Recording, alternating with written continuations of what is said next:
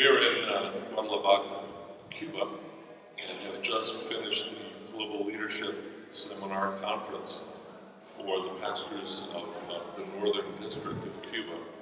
A wonderful time of celebration, tremendous expression of God's kingdom and the unity that we have in the body of believers. Greg Johnson and Steve Milazzo, pastor of Mission Church in Holmes, and Bethlehem Assembly in Valley Stream.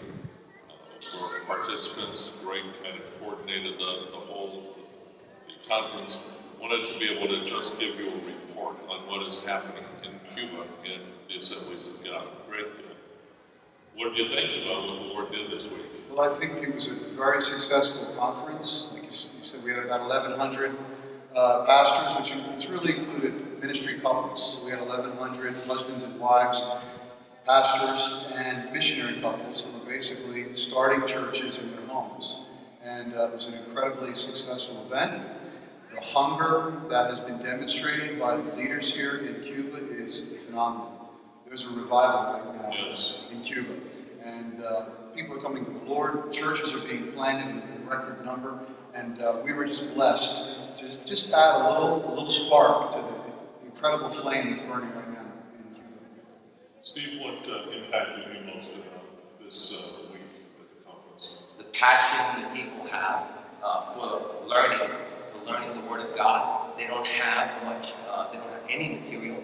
We gave out Greg's book, and it was powerful how they came. They swarmed around the book because they wanted just a little bit of something, and they stood for hours and hours along the sides of the building, outside the building, in the back of the building, to hear how they can become a great leader. So I think it was the passion and the hunger to learn was amazing. There is revival happening in Cuba. We also had the opportunity to see some additional churches here in the Northern District from very, very poor, Spartan conditions, buildings that had been blown down in hurricanes, and they're being rebuilt literally just a brick at a time, to this facility that was just rebuilt from being terribly damaged and is getting very close to rededication. Some of those young pastors that were leading those churches, just an incredible sacrifice on their part. Greg, Steve, what impressed you with those churches that we visited on Saturday? I think the resiliency and the dedication of those pastors and their families to just continue to persevere and continue to sow into the ground that is bringing forth an incredible harvest. Their dedication, I mean, these guys, they don't start a church in a building somewhere down the street. They started a church in their home. And they basically move all the furniture out of the living room, and everyone from the community fills their house. That's where they have church. When they outgrow that, they move out into the yard. Build a little pavilion out in the yard, and that's their church. And Sunday school classes in their bedrooms. In their bedroom, yeah.